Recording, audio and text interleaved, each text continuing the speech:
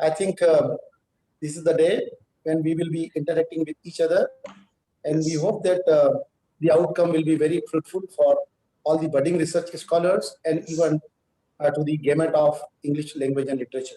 Okay, so sir. best wishes to participants and presenters in this August gathering.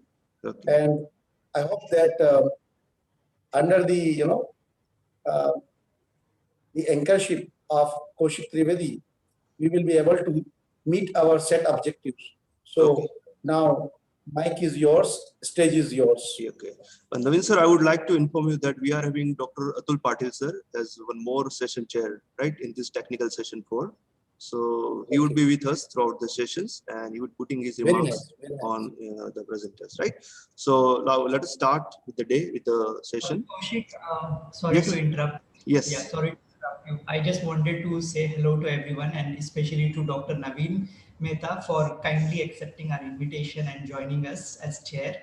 It's really delightful to see you, sir, and I hope that you have a great session with all the participants who have sent their very promising research abstracts. So welcome to this session, and I welcome all the participants and wish them all the best. Okay. Yeah, thank you. Sir, we would like to welcome you too, and I would like to inform all that he is a person, or like under his able guidance, I think we are able to make it nice. We are able to reach so far.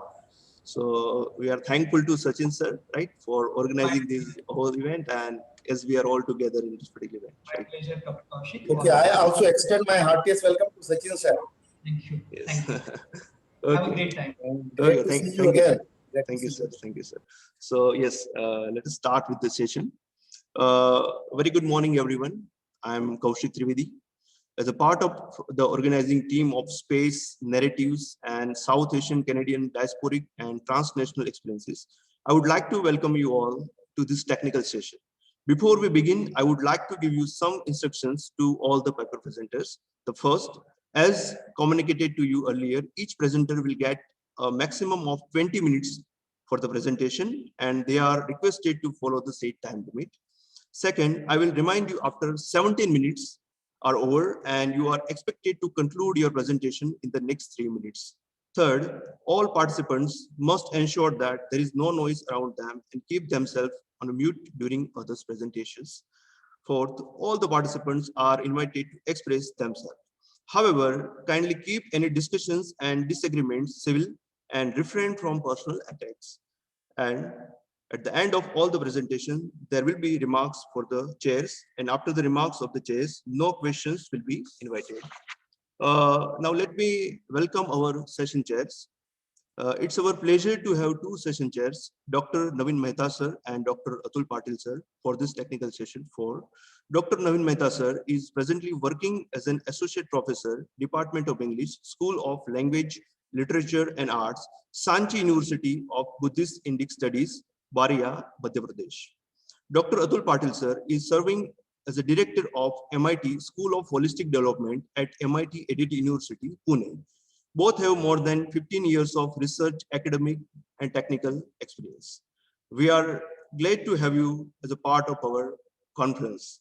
We welcome you, sir, for this technical session 4, and we are looking forward to have your insightful remarks on our presenters' presentations, right?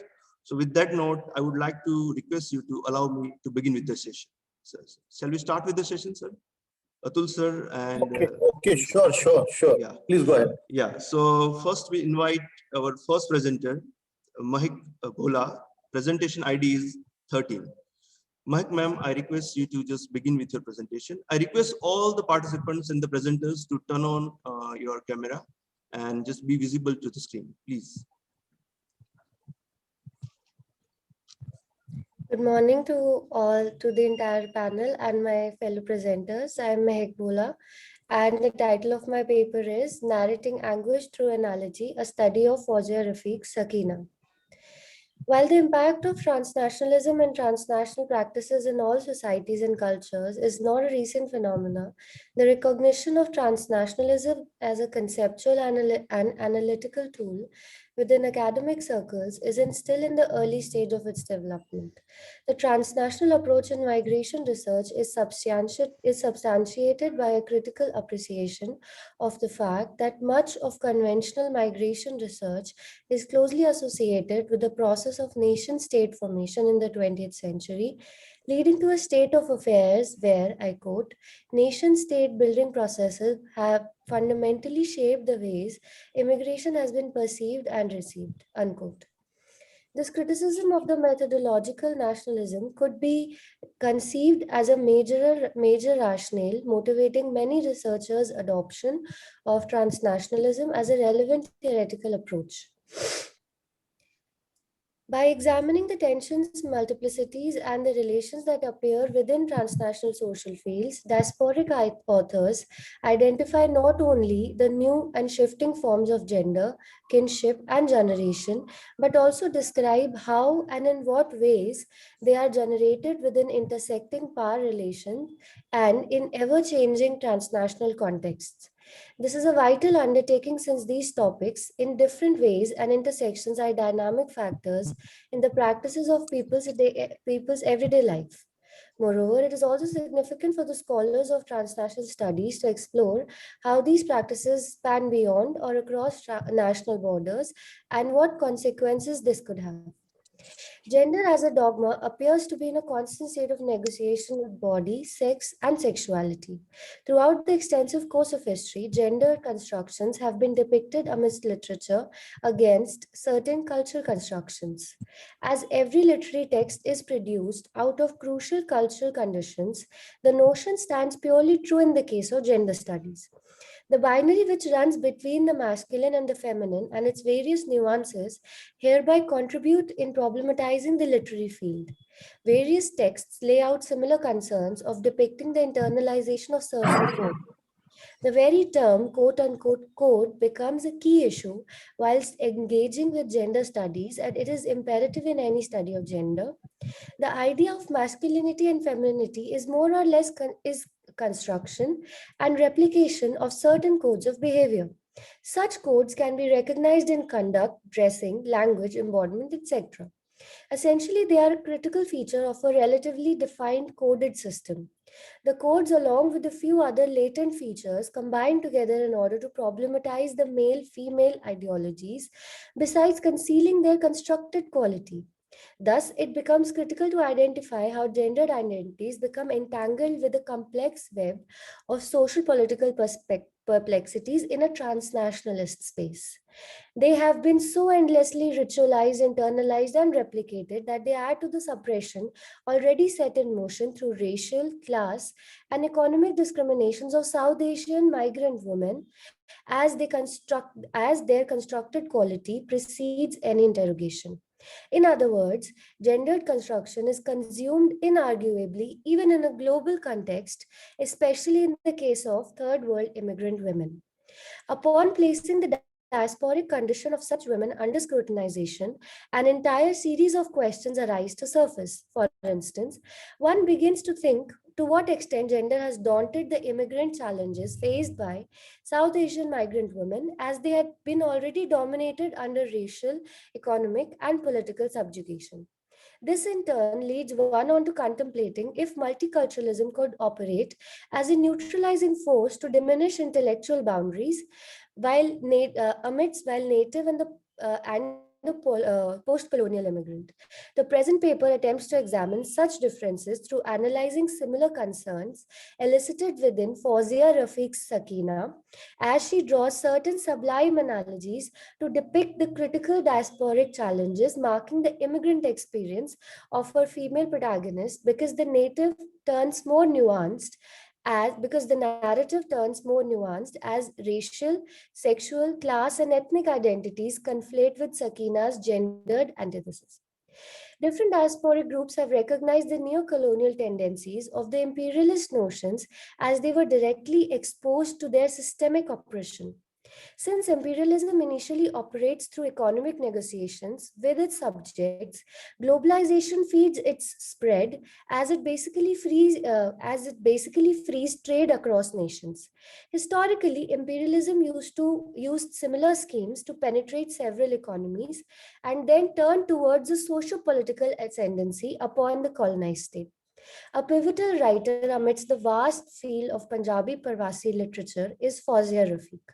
Amongst several progressive and eloquent works presented by her, Sakina holds an eccentric position, and its eccentricity lies precisely in the wide range of feminist representation and experientiality that it entails.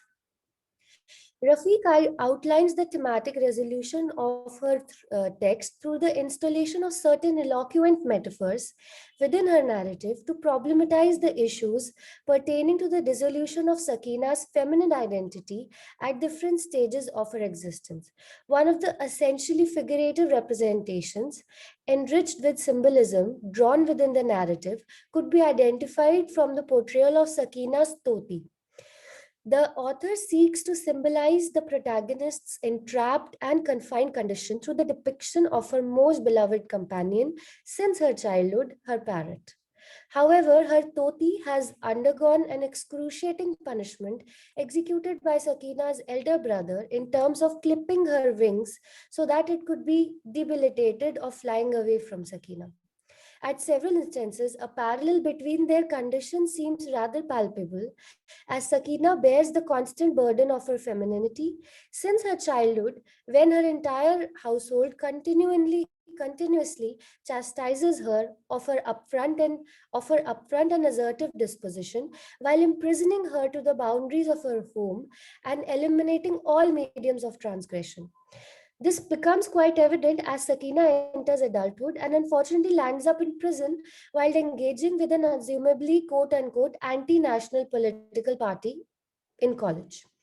Afterwards, her quote unquote Bha somehow settles the issue and rescues her, which is followed by a troubling depiction of her imprisonment through her family.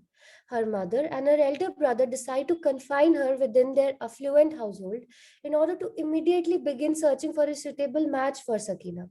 In the meanwhile, she remains confined to the bounds of her room and her condition seems identical to her impaired Toti, as both of them have been immobilized to terminate all contingencies related to their flight.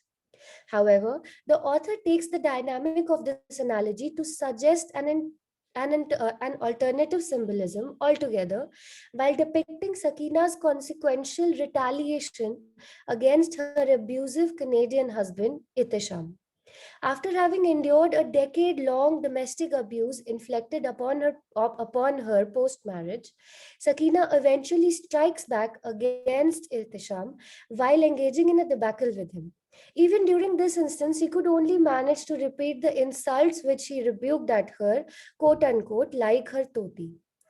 Though her wrath against him seems to radiate from her in waves as he ridicules and abuses her, still her upbringing has consumed her entire being to such an extent that Seema could only defend herself by echoing his disdain. Therefore, Rafiq has elicited the circumstances enforcing the suppression of feminine identity of South Asian women, both in a local as well as a global context, through depicting the journey of women characters like Sakina by drawing such sublime analogies. Essentially, it is towards the end that Sakina becomes aware of the chronic suppression which she had been tolerating, and it is her migration that aids her realization. When she articulates, I quote, in Canada, I'm inferior not just because of my sex, but also because of my color, race, and religion, unquote, it can be interpreted as an evidence of the connection which exists between the diasporic and transnational feminist ideologies of the author. It is the internalized construction of this system which Rafiq uncovers through her novel. Sakina's impending tragedy was causative of her overwhelming existence that has been marked by her fatal displacement and the dominant discourse forcing her towards a suffocating end. Thank you. Kaushik sir, we can't Yes, hear you. yes. Thank you, ma'am, for your introspective research paper. Right. I request Thank you. the participants to have any question, right? If you are having towards the paper of Ms. Mahak. Yes, anyone would like to ask any question? Yes. Okay. May I Yes. ask one Yeah, question? ma'am, sure. Yeah, just a curiosity, Meg. Thank you for the presentation. And in fact, you stuck to time. That's very important. Otherwise, Yes. we all hate Thank to you, be ma'am. cut short because the Yeah. final points are towards the conclusion. So Yeah. good timing and well balanced. My only concern was when is this novel based? Because you're also looking at timelines and exactly, are we talking about 80s or 90s Canada or 2000s, early 2000s? Ma'am, Sakina was written in 2001. 2010, sorry, 10. Right, 2010. Sakina, So we're it looking was at a published fair, in 2010. right. So Huh? like a decade or so of the kind of transnational feminism and the working out of the identities, the female Yes, self in ma'am. a diasporic space. Right. Yes, ma'am. Okay. Any other works by the same writer? Because I was a little interested in, what all. Yes, ma'am. She has recently published another text. The name is Mhm. Kiru. Kiru. Okay. Okay. So also again after the name of any character in the narrative, or what does that mean? Actually, I'm trying to get it somehow, Okay. but I think Sure, it's sure. so recently published that I I can get see. its Kindle edition. No And problem. No it problem. and since it's a transnational work, it's very difficult to to get a hand on such Right. works. I can Sakina, imagine. Sakina, you can also find on Kindle only. You won't be able to get a Right. copy. Okay. Thank you very much. Thank you. Okay. And ma'am, I want to mention that I am so glad that you responded to my paper. Thank you so Yes. much. Not at all. Thank It's a you, ma'am. pleasure. Yeah. It was Thank you, a good paper. Mahak. Thank you, Rimika ma'am, for Thank you, asking sir. wonderful question. Right. Okay, so our next presenters are Ms. Lavanya Dalal and Dr. Rimika Singhvi. I would like to request Ms. Lavanya Dalal to begin with the presentation. Yes. So I'll be sharing my screen. Okay. Yeah. Sure.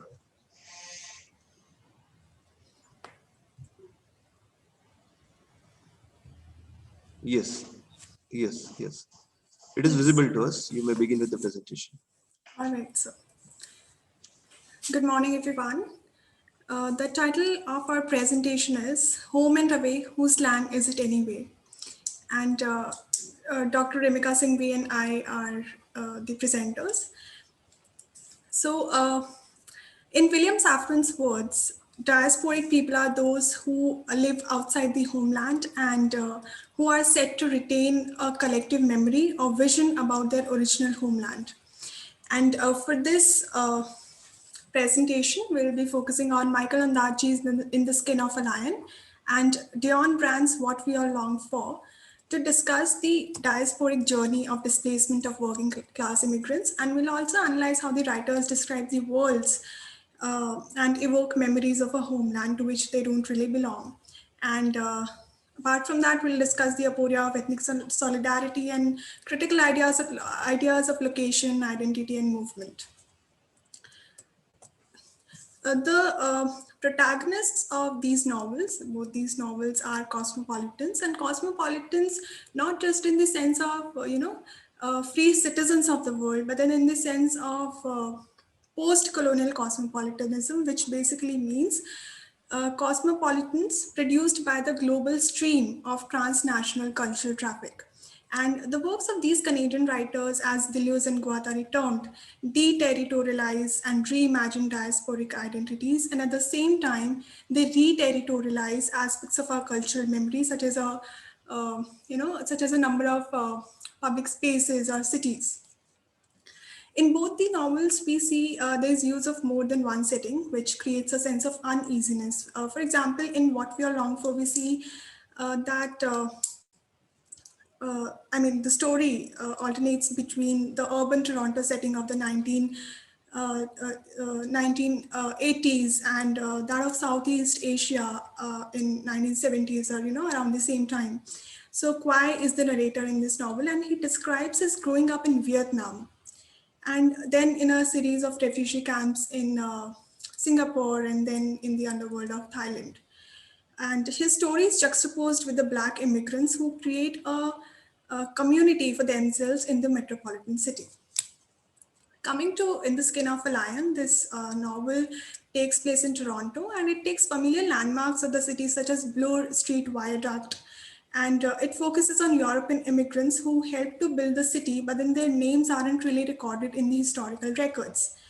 And these characters are diasporic because they've been cultural outsiders or translated men, in terms of Salman Rushdie, who says that having been born across the world, we are translated men. And something gets lost in translation, but then we gain something as well. So these characters' emerging desire is to seek cross-cultural alliances, and they belong to communities linked by their common language and by their recent memories of their homeland that they left behind. So Ondaatje writes of the difficult and unseen labor of immigrants, and he says, I quote, "They must turn and kill the animals in the slaughterhouses, and the smell of the tanning factories goes into their noses and lungs and stay there for life.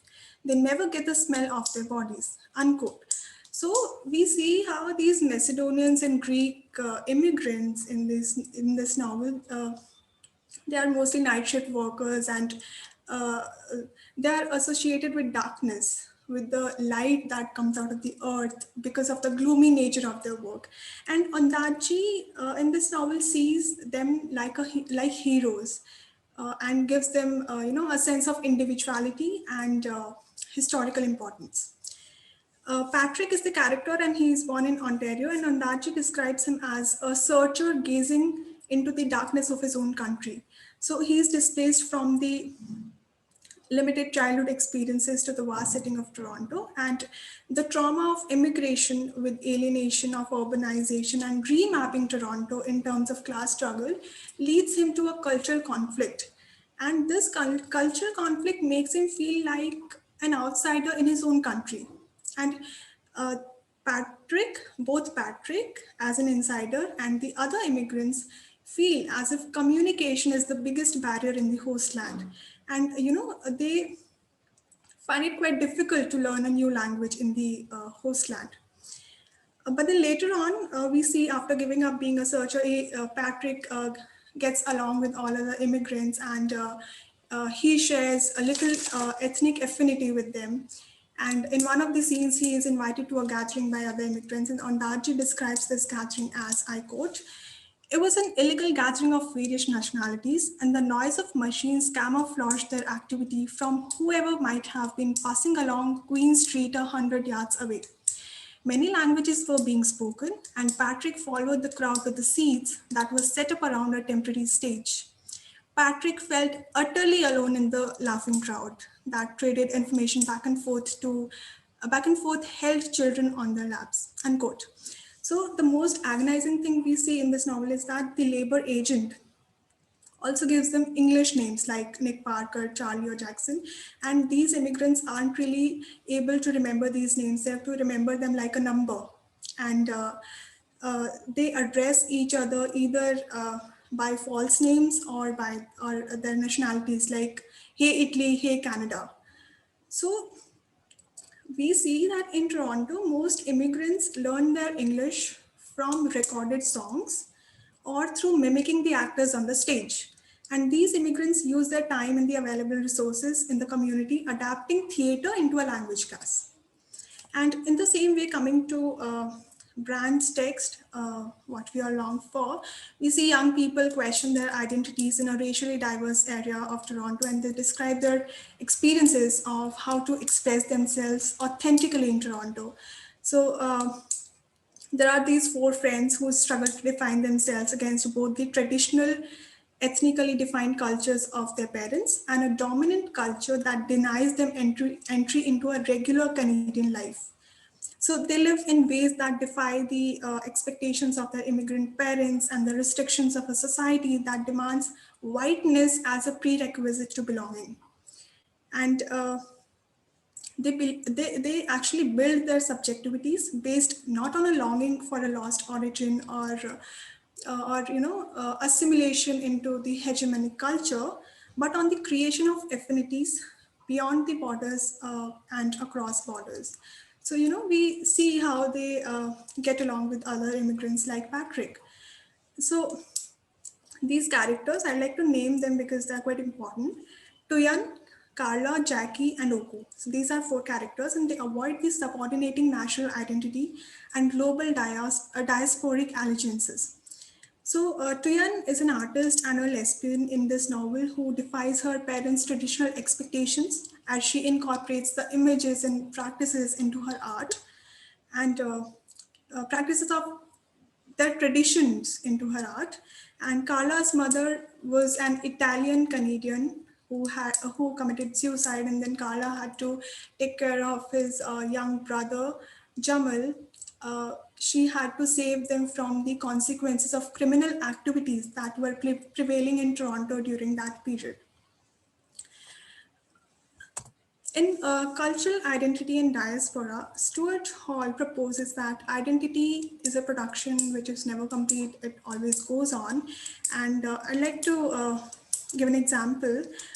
Tuyan, in her installations, does not seek to discover and express essential truths. In fact, she creates them. And that's what Stuart Hall says here, that cultural identities are created by positioning oneself within the discourse of history and culture. And in addition to being outside the mainstream of white Canadian culture, Brand's protagonists experience what Homi K. Bhabha calls the insider's outsideness, which is intersections of oppressions within their own communities based on gender, sexuality, and class.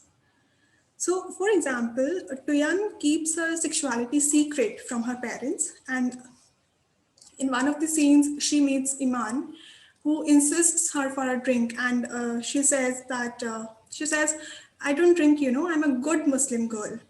So here, instead of focusing on narratives of initial subjectivities, Homi K. Bhabha focuses on in-between spaces. And I quote, "in between spaces produced in the articulation of cultural difference, which initiate new signs of identity in the act of defining the idea of society itself," unquote. So Brand's protagonists experience, experience the pull of multiple identifications as their own desires conflict with the expectations of their parents, as I already mentioned. So their parents expect them to, conform to their traditional values, and they expect them to translate the dominant culture of Toronto and succeed within it as well. So we see that Tuyan is expected to know and navigate the city well enough to, translate the ID cards and utility bills which were required for proof, as an ID proof. And these multiple subject positions are both painful and powerful, because we see that Tuyan translates her city to her parents, but then she also learns to outwit her family and the surrogate city that influences her subjectivity. Brand seems to reject the models of both the exile who longs for a nostalgic lost origin and the immigrant who seeks a new home and a new national community. And she, as I already mentioned, she defies her parents' expectations, and these characters can't really join in what their parents call regular Canadian life. So instead of seeking a substitute for home like their parents do, Brand's protagonists pursue the intimate contact with others, like, a great ethnic affinity with fellow immigrants.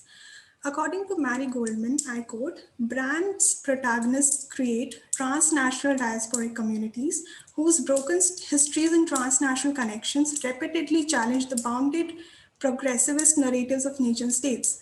And she also says that her characters express a longing for and a rejection of origins, belonging, and possession, unquote. So Brand draws attention to the inability of several characters to transcend the racialization of their bodies by the state surveillance, particularly in the ways in which the city constitutes young Black men as criminals. And Michel Foucault identifies a pattern wherein authority takes pain to control more and more minute details of their life, like their use of time or their position in space in order to produce obedience. And but then what happens in this novel is the nation state represented in the novel by the Toronto Police Service, it uses racialized surveillance in order to produce obedience. And to quote an example, Carla's brother Jamal, he is in prison for carjacking and he takes the nickname Ghost. And he physically defines himself as an ugly looking ghost. But then Carla here says that even his ghostliness didn't really stop the police from finding him. And when characters like Jamal flout the surveillance of the nation state, even other characters take their vulnerabilities quite seriously, because Tuan's mother was uh, looking for an identification in the host country, and eventually her obsession with proof and identity resurfaces later in the novel when Jamal's stepmother wasn't allowed to meet him in the jail because she could not she didn't have an identification. In addition to this, the children felt doubly displaced. As I already mentioned, they didn't fit with mainstream white culture or their diasporic community. And also the police read Oku's blackness as criminality. And he reminds Jackie that you can be caught any time just for walking in wrong places. And it affirms Homi K. Bhabha's observation, I quote, "The violence of a racialized society falls most enduringly on the details of life," unquote. So here, Oku is silent because he knows that even if he, speaks his heart out, he won't be given attention because he's a Black immigrant. And as a young Black man, he can't really claim the language of citizenship in a nation that constructs Blackness as an alienation to national belonging. Uh, yeah, the coming to the city of Toronto, it also plays a significant role in these novels, and it is bestowed with a particular force that will dominate the lives of these characters, and it's also a witness to the transnational cultural traffic. So individual inhabitants are brought under the city's influence, and they must give up a certain degree of autonomy. For example, after fleeing Vietnam, Tuyen's parents become defined by the city. And although they had recertification of as a doctor and as a civil engineer, but then they were blocked by bureaucracy and English, and they had to see themselves the way the city saw them, as cultural outsiders. And also, the loss of their son Kwai mirrors the loss of the other parts of themselves, like their professions, and they learn, and their the character Oku's parents' feelings of belonging were also uncertain. So I'd like to conclude. And in conclusion, I'd say that throughout the novel, Tuyan develops an installation through which she can speak to the city and hear its voice. And she displays this in her art in a tiny, chaotic studio apartment, which has the power to translate the fragments of diaspora into beauty, and turning personal and official histories into a community's messages to each other. And she also reflects her father's effort in her art, who tries to hold together the constantly slipping limbs of the family.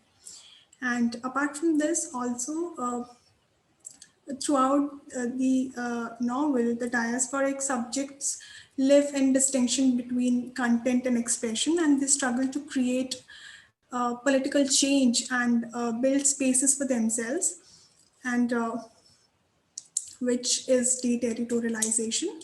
And also, in the skin of a lion, the immigrants face various problems, but then they learn to compromise and adapt to the surroundings, and they navigate subaltern counterpublics while remaking public space in their own image, which is reterritorialization. And in one of the articles I referred to recently, it mentioned that in order to incorporate with the adopted land, one should overcome these barriers, these barriers, and be able to survive in the adopted country.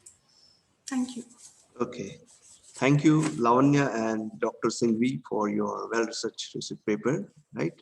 And enlightening us all, right, on the same issue.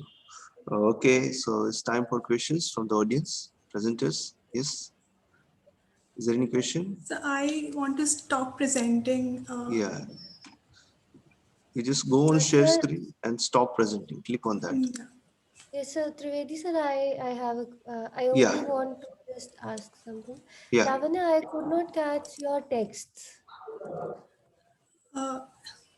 Yeah, please wait a second. I am unable to stop sharing my screen. Yeah. Okay. There'll be a red bar, the red bar. If you click on that, Meantime, Yes, tell yes, them, it's done. check title. Okay. Yeah.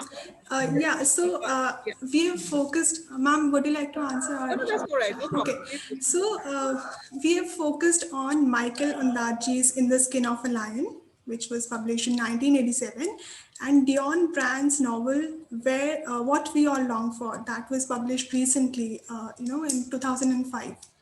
So it was What we? What We All Long For.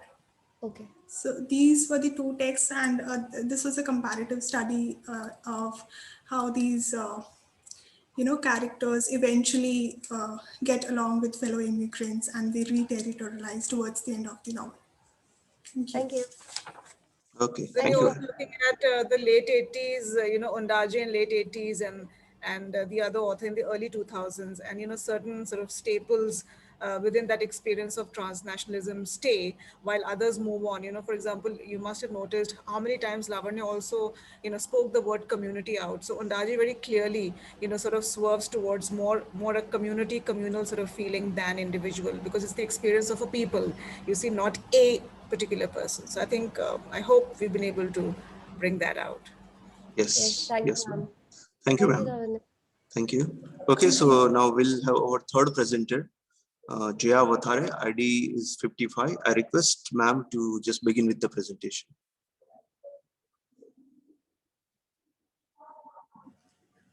yeah. Good morning, everyone. Is my screen visible? Yes, ma'am. It's visible to us. Give me a minute. I'm trying to put it on the presentation mode. Yeah. Yeah. So, yeah, it is. Yeah. So it's still good morning. Good morning, everyone. I am Jaya Vathare, an MPhil student at the Department of English, Mumbai University. And I would especially like to wish the chair here, because I think it's a serendipitous tryst, and we are probably meeting again. So therefore he'll be Dr. Naveen Mehta will be familiar with the kind of presentation, the format that my presentations generally follow, because it's a it comes with the interdisciplinary and transdisciplinary study, wherein like someone like Lavanya was talking about Michael Ondaatje, right? So he is an established diasporic writer, so canon. But when I'll be the work that I'll be looking at is Aminder Dhaliwal's Cyclopedia Exotica. It is going to be released in, the book is going to be launched in May 2021. So it's still ongoing. So whatever observations that I'll be making will be in conclusionary, and therefore don't expect that I will have some kind of completion in my presentation. It's still ongoing. So it's, as I said, it's my presentation is titled Mapping the Tales of Coping with Microaggression and Identity Crisis in Aminder Dhaliwal's Cyclopedia Exotica. This presentation is a part of an ongoing project lying at the intersection of social media, comic studies, audience studies, and mental health. I've tried my best to incorporate the diasporic angle in it, but I do not claim that my analysis or observation is complete. Yeah. So this is from the publisher's site. Drawn and Quarterly is the publisher. Cyclopedia Exotica is the brainchild of Aminder Dhaliwal, a popular cartoonist and animator from Brampton, Ontario, who has received a lot of critical acclaim for her first comic, Woman World, which envisioned a world without men, challenging the perceived notions of femininity, and was serialized on Instagram. On the other hand, Cyclopedia Exotica is a compilation of comic strips on Instagram that portrays the lives of Cyclops community, a largely immigrant population displaying physical differences from the majority. Whether they're artists, parents, or yoga students, the Cyclops have it tough. They face microaggressions and overt xenophobia on a daily basis. However, they are bent on finding love, cultivating community, and navigating life alongside the two-eyed majority with patience and occasional bout of rage. Through this ostensibly alien community, Dhaliwal often touches upon important issues such as low self-esteem, body image, pressure to fit in, and the inability to seek help. Chester M. Pierce first coined the term microaggression in the 1970s as a way to describe the subtle insults and put-downs that African Americans experience regularly. In the present day, people can direct microaggressions towards any marginalized group. A marginalized group comprises individuals, groups, or population outside of mainstream society, living at the margins of those in the center of power, of cultural dominance, and economical and social welfare. Microaggressions are defined as the everyday, subtle, intentional, and oftentimes unintentional interactions or behaviors that communicate some sort of bias towards historically marginalized groups. The difference between microaggression and macroaggression lies in the overt, is that the people who commit microaggressions might not even be aware of them. Someone commenting on how well an Asian American speaks English, which presumes that Asian American was not born here, is one example of microaggression. Presuming that a Black person is dangerous or violent is another example. Microaggressions can take several forms. They can be verbal. A verbal microaggression is a hurtful comment directed towards or stigmatizing a certain marginalized group of people. Behavioral microaggression occurs when someone behaves in a way that is hurtful or discriminatory towards a certain group of people. Environmental microaggressions when subtle discrimination occurs within society. One example of environmental microaggression would be a college campus where, which has buildings named only after white people. According to Erik Erikson, a prominent developmental theorist of the 1950s, individual social development could be categorized into 8 stages, beginning from infancy, progressing towards adulthood. Each stage is ridden with crisis or a series of intellectual conflicts, which needed to be resolved in order to grow into a healthy psychosocial being. Identity for Erikson is both a personal and social construction, for there is a strong interplay between the psychic self and the social self. It is personal. It is identifications with significant others and reference groups, and it is social as it is developed through the internalized roles and appraisal of others. Central concepts of identity include a sense of personal continuity over time and across situations, a sense of inner agency, a commitment to certain self-representations as self-defining, a commitment to certain roles as self-defining, an acknowledgement of one's roles, commitments, and views of self by significant others. Bhabha, Dr. Homi Bhabha has mentioned in The Location of Culture that diasporas are unhomed. Displacement is a concept that refers to crisis of identity. The crisis of identity can result from migration, enslavement, voluntary migration for better life. It may have been a result of cultural belittling. the conscious or the unconscious oppression of the indigenous people and culture by a superior racial or cultural model, which is again microaggression. The displacement creates alienation of vision and the crisis in self-image in the displaced. It often leads to a stubborn assertion of the myths of identity in the literature of the displaced. It leads to linguistic alienation resulting from the drowning of one's culture under the domination of other culture. And we'll be, witnessing examples of this in Aminder Dhaliwal's artworks. In the age of social media, audience responses need not be purely understood as reception. In fact, it goes beyond that. The term audience cannot simply refer to passive consumers or hyper consumers. Audience then is not just participative, but also productive. The productivity of audience, according to John Fiske, can then be categorized in 3 ways. First, semiotic productivity, which consists of making of meanings of social identity and of social experiences from the semiotic resources of the cultural commodity. Now, what is a cultural commodity? Which in this case happens to be the regular webcomics posted by Aminder Dhaliwal, the artist, on her social media account. Semiotic productivity is essentially internal, as it implies that the audience imbibes and indulges in meaning making in their own lives. The validity of this will be harder to ascertain in case of the interactions on social media, because obviously what they project might not be their actual real self. Second, enunciative productivity is exhibited when the meanings made are spoken and are shared as one-on-one correspondence or as part of oral culture, unlike semiotic productivity. The enunciative productivity takes a public form, and most of the audience responses on social media fall under this category. Enunciation can occur only within immediate social relationships. It exists only for the moment of speaking.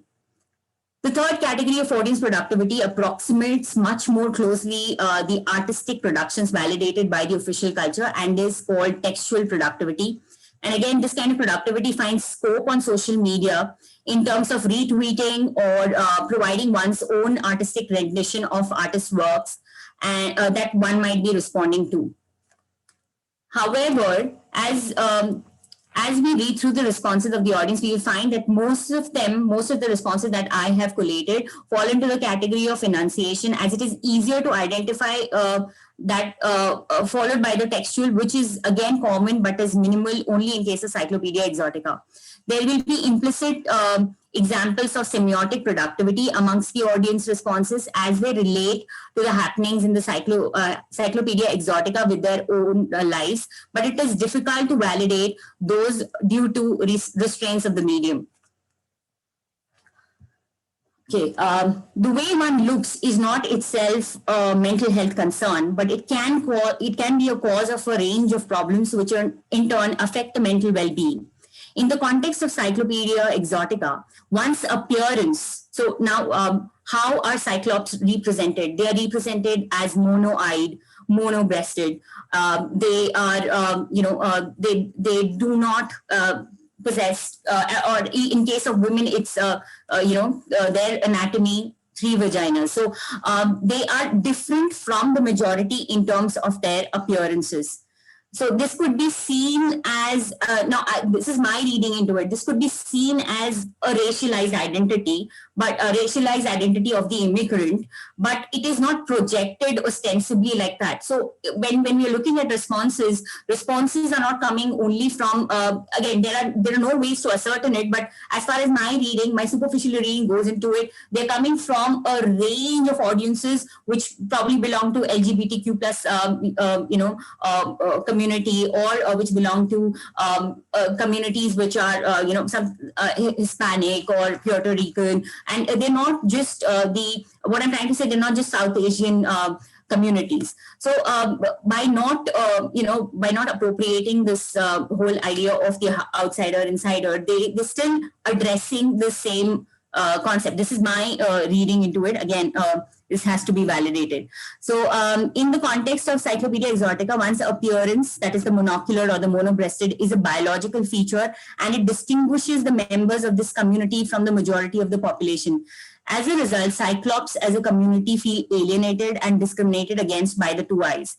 Referring back to Erikson's stages of psychosocial development, in adolescence, each individual undergoes identity crisis, which represents the struggle to find a balance between developing a unique individual identity while still being accepted and fitting in.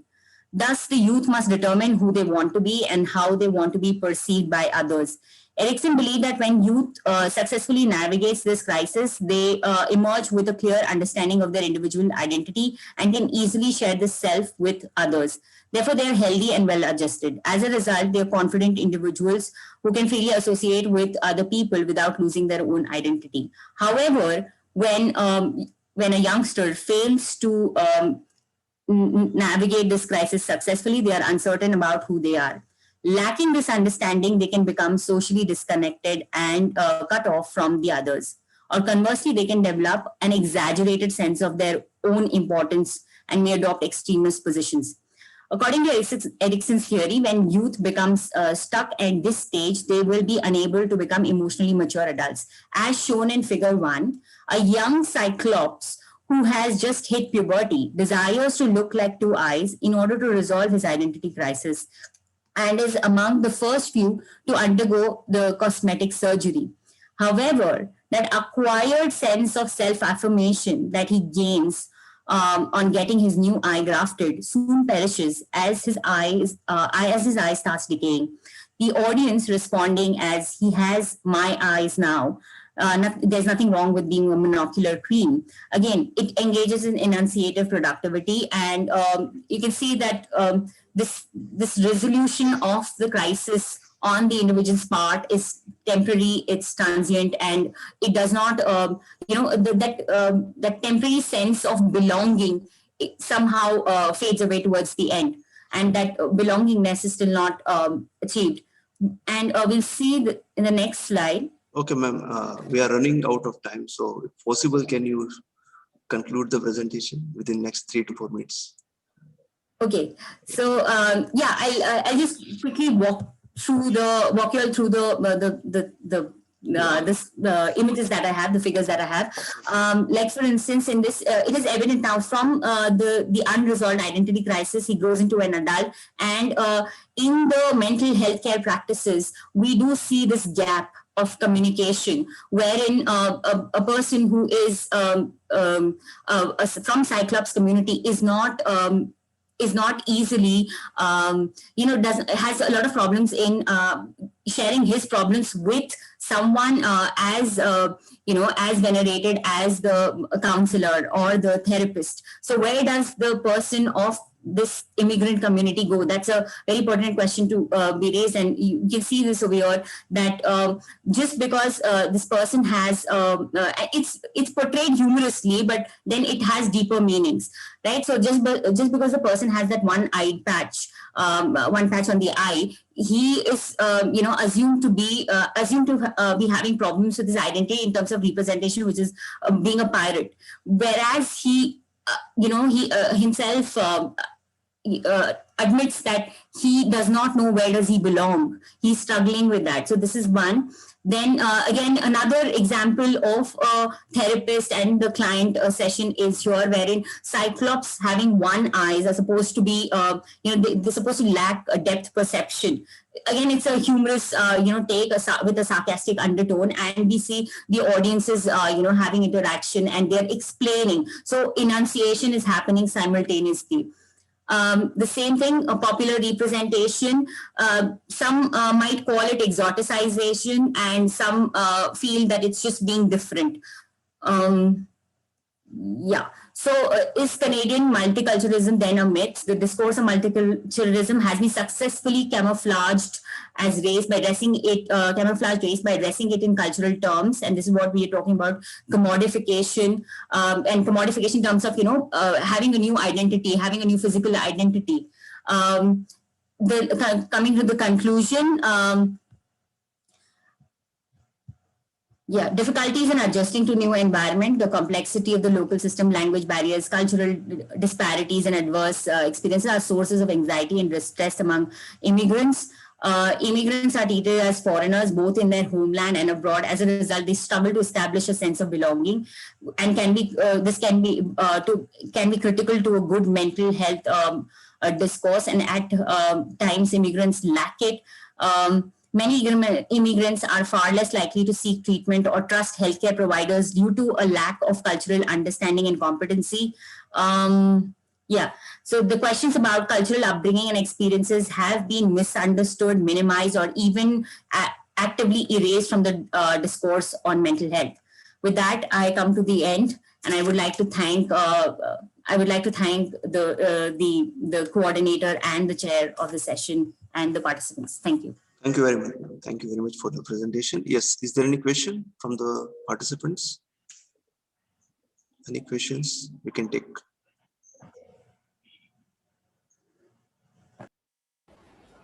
Okay. Just one, again, just a query, if I may, Dr. Trivedi? Yes, ma'am. Right. Enjoyed your paper, Jaya. I wish we had more time because, it looked like you put in a lot of effort both to, design your slides and put the content in there. Is it an extension of your MPhil work, or, are you deriving sort of indirectly from it? Yeah. It's a part of a project which I've taken as a Shastri Indo-Canadian Research Student Fellowship, and I'm working on it. I'm not just looking at Aminder Dhaliwal's works, but I'm looking at a lot of Canadian artists' web comics and Indian web comic artists as well. Oh, great. So there's a lot that's coming in from psychological theory, pure literature, and also the graphic art genre. Fantastic. Right. Thank you very much. Thank you very much. Thank you, ma'am. Thank you for the valuable input. Yes. Our next presenter is Ms. Chandita Das and Dr. Priyanka Tripathi. I request ma'am to just begin with the presentation, and I also request that you will have 15 minutes to complete the presentation, right? Because we are running out of time. So I request you to just complete the presentation within the given time. Yes, ma'am. Thank you, sir. Good morning to all present here. Myself, Chandita Das. I'm a senior research scholar in the Department of Humanities and Social Science in Indian Institute of Technology, Patna. So the paper which I'm going to present, it's a joint work by me and my supervisor, Dr. Priyanka Tripathi.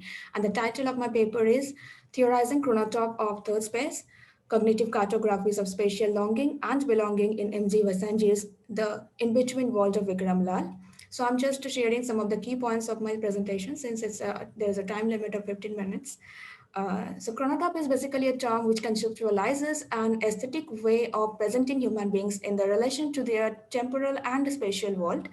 It is therefore a way of comprehending, we can say, for human life as materially and also simultaneously it presents within our physical geographical space and a specific point of historical time.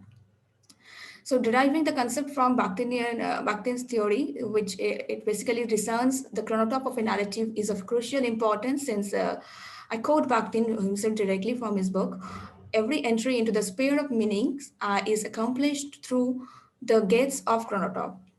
So accordingly, all the novel and its abstract elements, in terms of philosophical and the social generalizations, then ideas, it had some cause and effect that gravitated towards the chronotop, and through it take on the flesh and the blood also. That's what Bakhtin refers in his book directly. So therefore, the chronotop, which we use the term in the context of a fictional narrative particularly, it situates it in the historical time and mirrors the chronotop of the real world that where the whether it be a fiction or a play that takes place. So for the reality of the 20th and 21st centuries, it is basically known as the age of migration, and there is huge movement across the globe, and it is best represented in the immigration literature.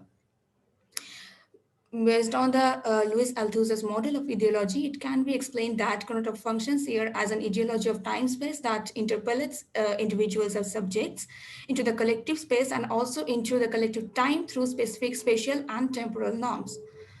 Because those who are immigrants, basically, they negotiate past, present, and also future to some extent at different spaces while living in a diasporic communities. And this interpellation is tripled because diasporic subjects are interpellated by more than one chronotop simultaneously. There's a subjects by home chronotop, and then host chronotop, and of course, a third space chronotop of the journey between these two.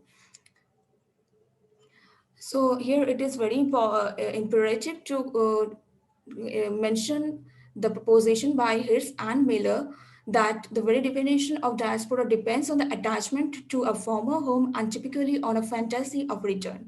And yet diaspora's classic writings tend to differ the fantasy. Therefore, the concept of diaspora has historically been aligned with the traumatic and enforced dispersals, conditions under which the return to a former homeland is particularly difficult, and it should not be surprising to find a gap around the physical return journeys in contemporary diaspora scholarship. Under the recent development, however, a similar gap could be found in the wider scholarship on migration studies, and particularly as far as the field of South Asian Canadian diasporic literature is concerned, the fiction of M.G. Vasanji, who is a very well-known writer born in India and then now a Canadian writer, who invites more critical reading. He is one of the most contested in that term and at the same time acclaimed award-winning writer, that even if for him, even if people live for several generations in a particular space, they may see themselves as from elsewhere and feels tenuously about their presence in the new land. In both the in novels, that places of origin of homelands or villages or cities become significant for the characters in order for them to articulate who they are, and even if it in such places are no longer physically accessible to them, but they often visits those countries, I mean their home countries, through the either for memories, which is a part of cognitive cartography, of course. So coming to the spatial focus of the Indo-Canadian diaspora, it received major impetus in the last decades of the last century, mainly due to the growing impact upon literature of Indian origin authors settled in Canada, and their writings are often thrilled with the overt nostalgia and sentimentality, of course, that last with the yet affectionate tone of Indianness. So Vasanji's novel, which wins Giles Prize in the year 2004, it deeply touches upon the narratives of continuum displacement between India, East Africa, and Canada through the lived experience of the protagonist, Vic's 3 generations.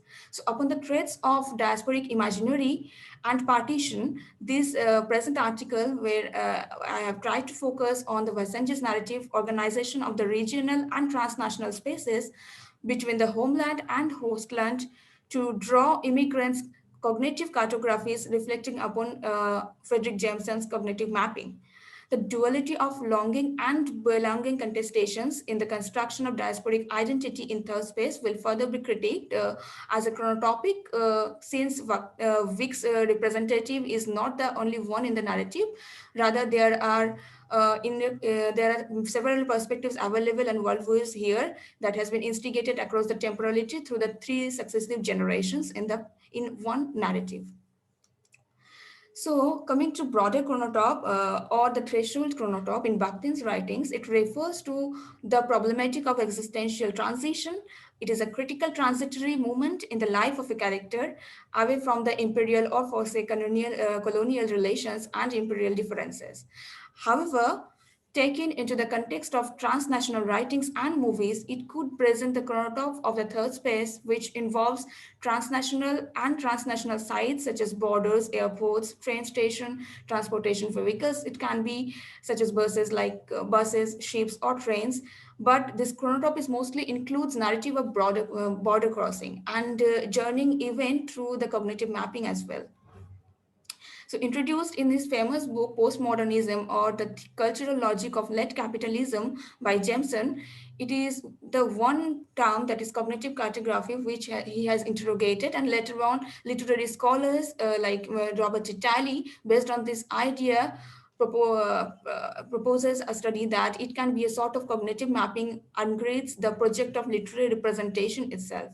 So by means of cognitive mapping, the writer maps the world, and it is primarily drawn through the character's mental activity of map-like representations by which authors structure and store their spatial knowledge in the brain. So here it is very much imperative to mention that such mapping is not the kind of figurative mapping like various literary cartographers like Franco Moretti on Piety, they have done. So that is one part of literary cartography. But the one I am here consulting basically is a conceptual and the metaphorical mapping, which is inspired by the concept of cognitive mapping by Frederick Jameson's proposition, and then later on bring to the theory of literary studies by Robert Titali. So as far as the diasporic transnational spaces are concerned, the idea of displacement and transition in the third space is strengthened by the character's mental travel, through which they try to return to the territory of their origin and then back to the host country. So this transitory situation as a result of immigration has granted them a double consciousness or a double vision, which is specific to the way of either the homeland or the host-land chronotype. So, however, the immigrants are always in the process of negotiation with both, and their identities are governed by a diasporic chronotype that is inherently split into the two parts that are infected to each other. They live in the liminal third space, which is not defined by the concrete time and space conflict like that, but of course to the homeland and the hostland chronotypes. Coming to M.G. Vasanji's novel, The In-Between World of Vikram Lal, it involves multiple displacements and migrations and is not simply a journey from homeland to hostland. The narrator Vic, who lives in Toronto presently, having been exiled from his home in Kenya, and Vic sees Toronto as a temporary space where he can live in relative safety and protect his keyword, that is Joseph. But both Vic and Joseph lived there, and they are threatened by the political actions in Kenya. Again, Vic's narrative is deeply rooted in the Indian diasporic experiences in East Africa, because his grandfather, Anand Lal Peshwari, he had come from Kenya in 1890s as an indentured labor to build the East African railways. And when the indenture is completed, Lal stays on there and raises his family over there in Kenya only. So again, in Vasanji's diasporic right, and this is just one part where it was a choice for him then when he went to for indentured labor over there and stayed back there only. But then again, another phenomena, which is partition, that also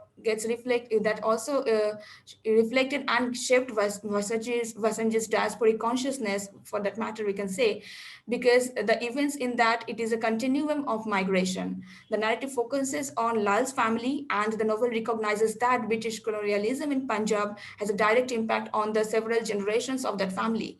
It revitalizes the spatial longing of the Vasanji's characters and also their present belonging in another host country.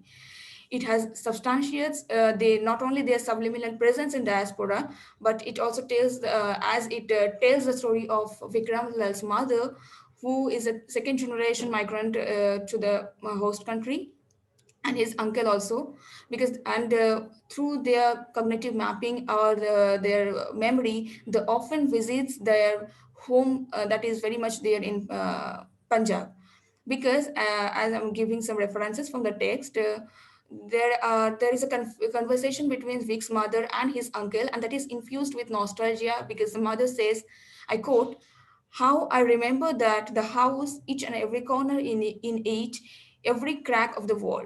So this is very minimal, and minimal it may sound, but it is on a microscopic scale. It actually maps the very home, the very house where they resides in, and that too again through their cognition, how they perceive, and through the memory he has shaped it in the novel.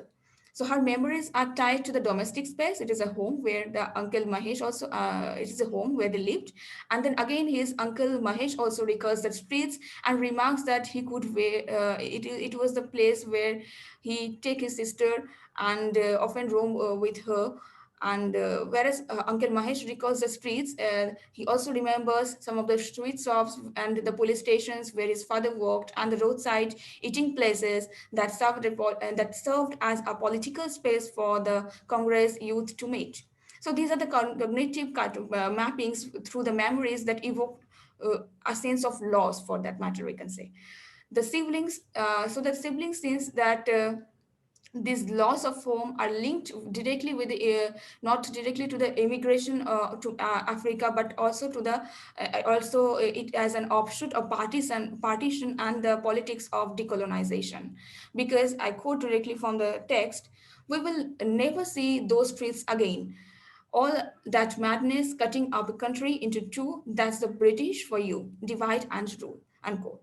So, as far as the first generation migrant, that is Anand Lal, he never directly experiences this partition, and his Punjab is transplanted and recreated among his fellow Punjabis Kenya. But his daughter-in-law, he sees Punjab as a lost place and one to which she cannot ever return. Thus, partition also impacts the generation and their conceptualization of the entire mapping and, of course, the sense of belonging. And if Anand Lal frames his immigration to Africa as a choice exercises via indentured, his daughter-in-law sees it as immigration to Africa primarily as part of the quest of the home and post-partition. So Anand Lal views here that the distant Punjab through a nostalgic lens, while Vic's mother, that is the daughter-in-law, he sees Punjab as the land from which she wants to be there. So the cognitive mobility and the fluidity of its culture unveil that the fact that cultural practices are not tied up to these places and deteriorized. Therefore, the culture and subjectivity in the third space would be constructed to the performative enactment, we can say, that is purely performative, and the terms construction over there is constructed through the remembering of the homeland chronotop and the negotiating it with the host chronotop and its culture. So in the Ma'am, third space, by remembering. Hello. Hello, Chandita ma'am. You're audible. You're audible. Yeah, but where is she, Chandita ma'am? Are you there, ma'am? Chandita ma'am? Maybe she lost her connection. Yeah, she lost her connection. Frame. I was just going to ask her to just conclude the presentation. She was getting there, yeah. She's there, but I think she's stuck somewhere in context of like network connectivity. Yeah. No. Also, I meant in terms of her paper. I mean, she was. Yeah, she was. Finished. Yeah. Okay.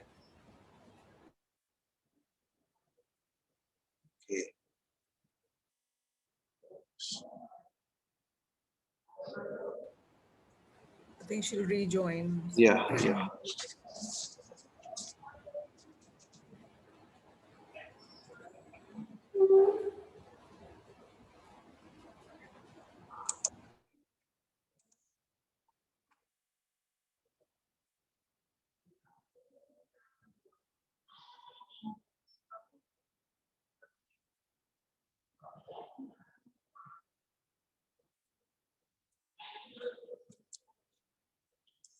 Okay, so Naveen sir, shall we start with your like final remarks? Yeah, if you allow me, then I will go ahead. Yeah.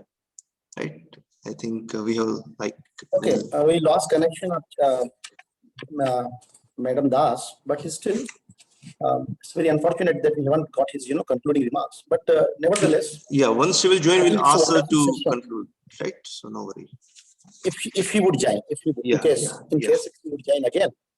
So now I think nothing is left.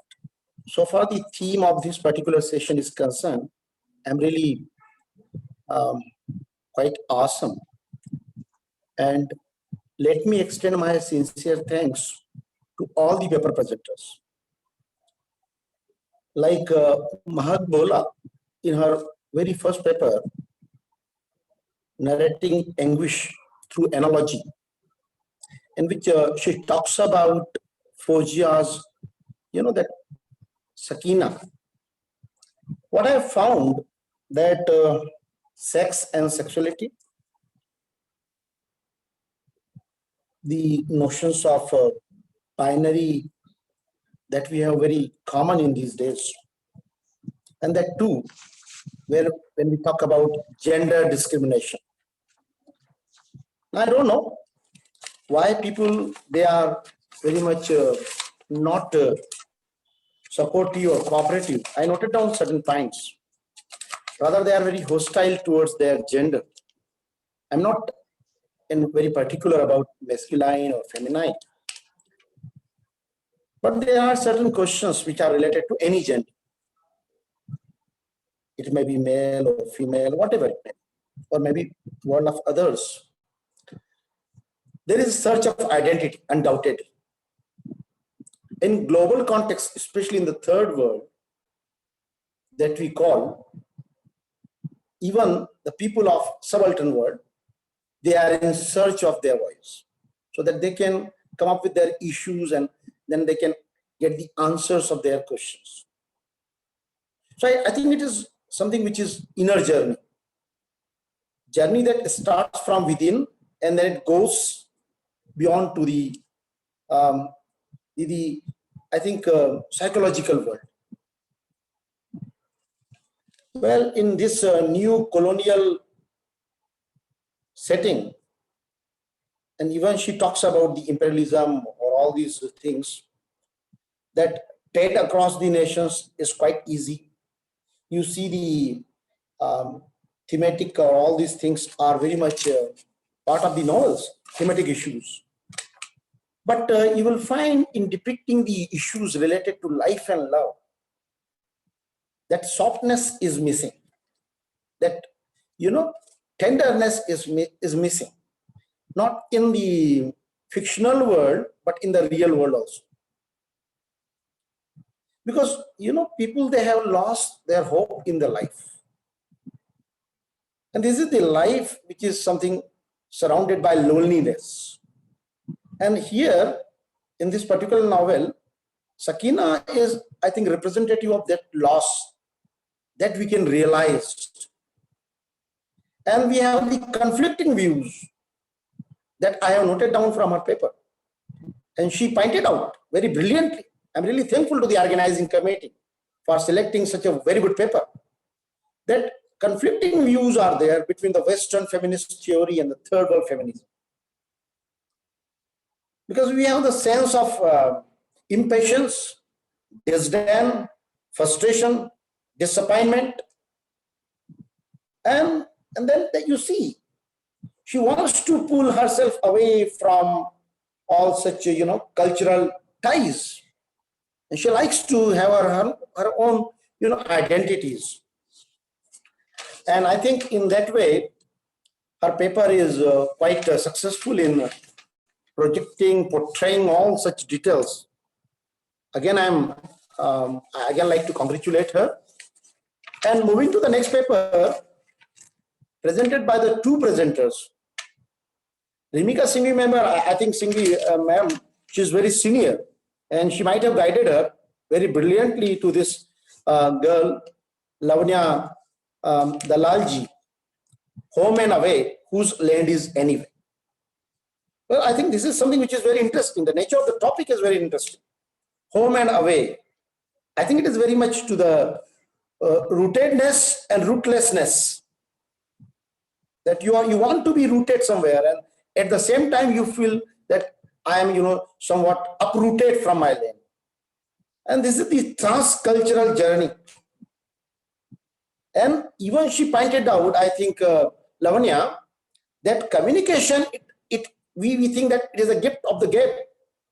It is the gift of the gap, but it creates the biggest boundaries in the, host land, where you find yourself muted, deaf and dumb completely. So in Ondachi's In the Skin of a Lion, we have the problems of immigrants. You see India also, the liberal class, you go to the any labor bazaar, and you find that people, they are ready to sell them out on a very, meager amount in any city, any metro city. Therefore, you have the cosmopolitan issues in the Ondachi's novel. In the city of the Toronto, it was around 1990, if I'm not wrong. And their contribution means people, those who are immigrant, is often neglected.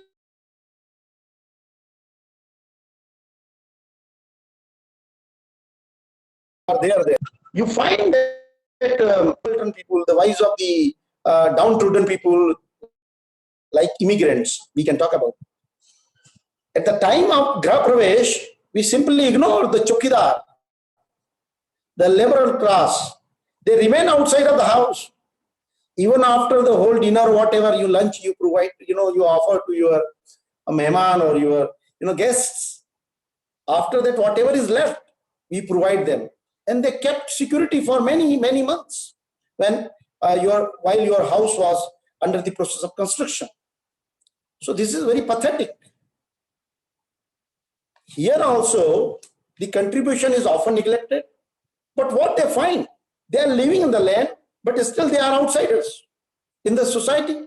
They are far away from all the benefits of the mainstream society that they get and they relish. They learned English. Even she pointed out, I think both of the presenters, they are very good. They are good research scholars. Hats up to them. They pointed out very, I think focal issue there. They learned their language also through songs and theater. And this is something which is remarkable. That they do not have their own tongue. And how do they learn language? Not from their, ancestors or from someone, but from the culture of the outside world, which they find very, alien. So what I find here, it's a wearing of mask and removing of the mask. And shutting up the skin. This is completely a paradigm shift, transformation, translation of identity. So you have the next, I think, I am really, if I miss, I'm really unfortunate. But still, in sequel, there is another novel of him, Ondaatje's novel, The English Patient, in which Patrick Lewis and his journey continues. So I think the figure of Patrick is searcher's figure. He likes to find the truth, the real meaning of life. So I think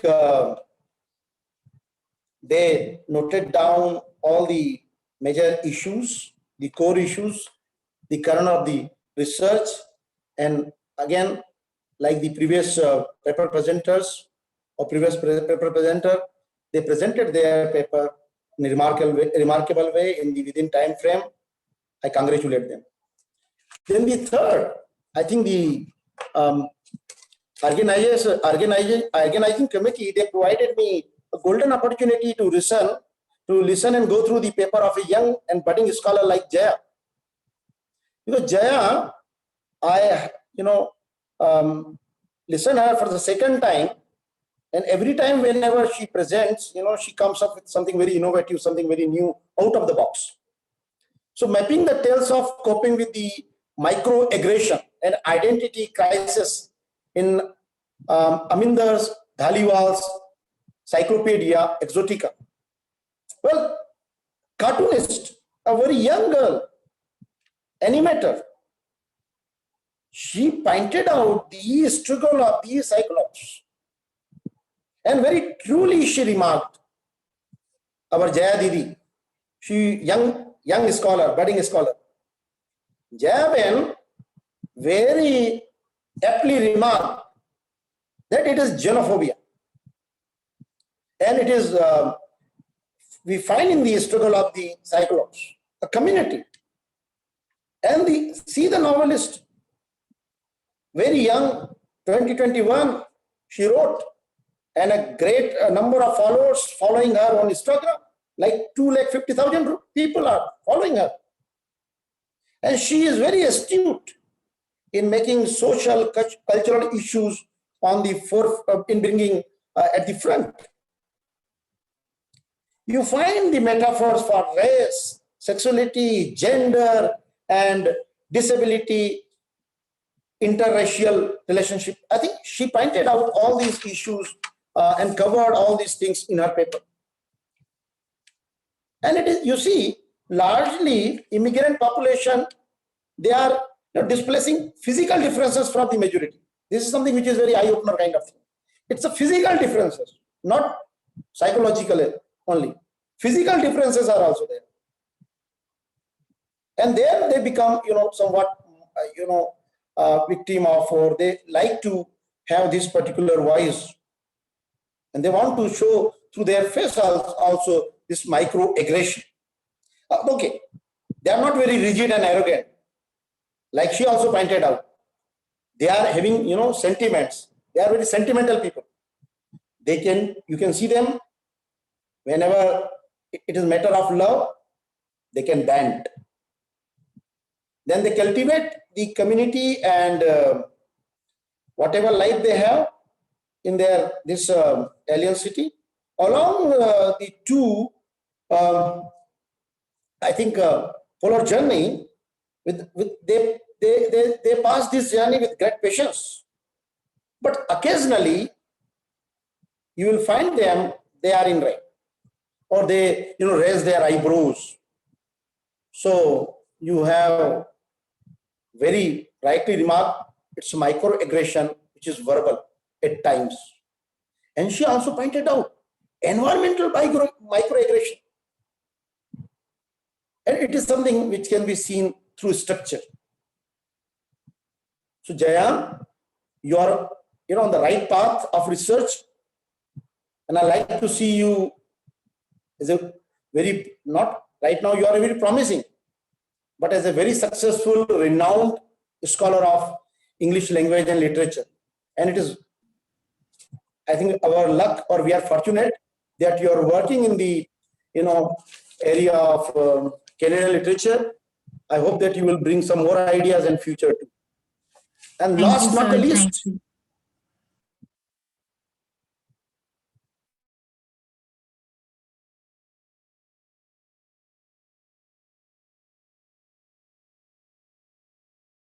if I'm not wrong in naming them.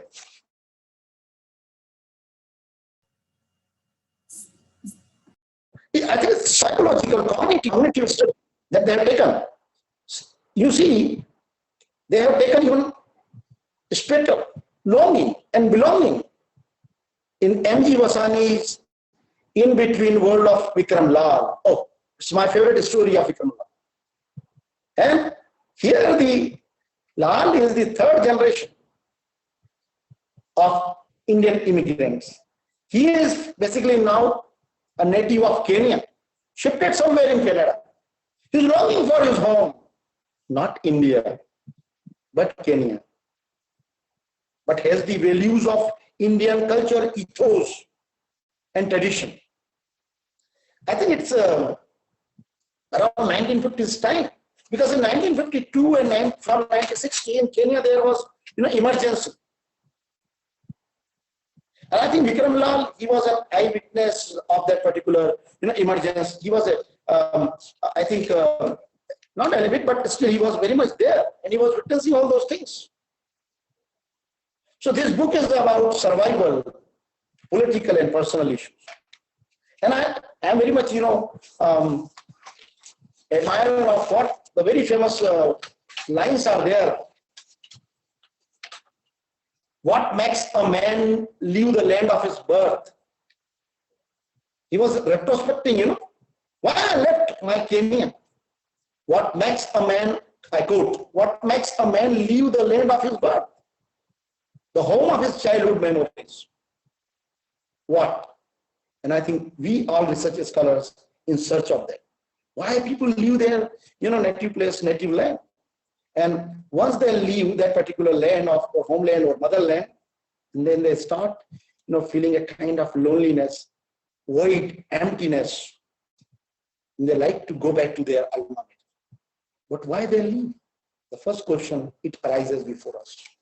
So it's a colonial, but also post-colonial elements and neo-colonial elements are there. It is about the three races. Vikram Lal's story. We have the intersection that takes place, and the time transfers, it shifts from present the world, which is really a reality. Home of his memory, I told you it's not India, and she pointed out. So towards the end, we find he did not leave his home as an economic migrant on out of the necessity of his, bread and butter, but as a fugitive. One of the Africa's most corrupt men. And it was the time of 1952-60, emergency was there. So here we find the colonial world full of repression, undignified subculture. So let me again extend my heartiest greetings to the paper presenter. Both of them, they presented their talk, but unfortunately, that due to technical reasons, you are not able to get their concluding remarks. However, all the 4 papers are, they are very good in their content, in their language, and even they presented in a very beautiful manner. Yes. So what else you require in an international conference? Yes. I like to thank the organizing committee for selecting their papers, especially my, moderator of this session, Trivedi Bhai. Thank you, sir. Where are you? I'm here, sir. Just visible to you. You are very much with me. Yeah. Morning, I called you, I troubled you. I told you that around 12:30 I would be out. Yeah. But the paper presenters, through their wonderful presentations, they compelled me to stay with you. So, Yes. Kaushik Bhai. Thank you, sir. Saru Sher. Thank you Yes, so much, session. sir. It was wonderful. Saru Sher. Yes. Bada Yes. acha session tha. Let me congratulate the entire team of the organizing committee, Yes. especially my Tarun Bhai Patel Yes. Sir. and my co-chair session, Dr. Atulji. Yes. And I'm very lucky that I have this wonderful session. I chaired it with people like Kaushik Bhai. Thank you very much. Thank you, sir. From my bottom of heart, I hope that we will meet again Okay. Yes. today or Sir. tomorrow. Sure. Sure. Sir. And Sure. we will enjoy this. We will continue with this journey of knowledge and wisdom. Thank you. Okay. Thank you very much to all the participants. Thank you to sir. the organizing committee for giving me an opportunity to chair this prestigious, conference as a chairperson. Thank you very much. Thank you, Vande sir. Mataram. Thank you, sir. Thank you very much. I request Dr. Atul Patil, sir, to give a fine concluding remarks for the presentations. Yes, thank you very much. Am I audible? Yes, sir. Yeah, thank you very much. Let me take this opportunity to thank Professor Dr. Naveen Mehta. So much to learn from you, sir.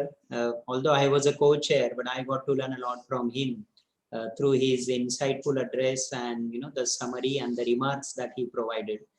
I would also like to take this opportunity to thank all the presenters for their wonderful presentations. You all really made our day. It was very interesting listening to all of you. So congratulations to all of you for making wonderful presentations.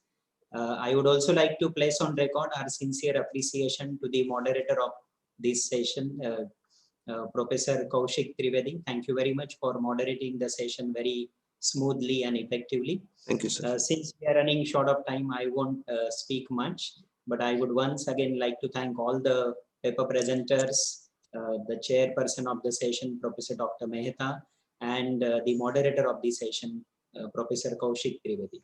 Thank you, everyone. We look forward to having you for our remaining sessions now. Thank you. Thank you, sir, for your final remarks. So it's time to say goodbye, right, of this enlightening session. And with the order of things, I would like to conclude the session. So thank you very much, Dr. Naveen Mehta, sir, and Dr. Atul Patil, sir, for chairing this session today and for your wonderful insights and remarks. At this point, I would like to thank all the presenters and participants for joining with us and presenting the papers. It would not have been possible without your support and participation. Have a good day. Stay healthy, stay safe. See you all sometime, right? Thank you very much. Thank you very much for all of you. Thank you. Thank you, sir. Thank you. Thank you. Thank you all of you. Thank you, sir. Thank you very much. Thank you.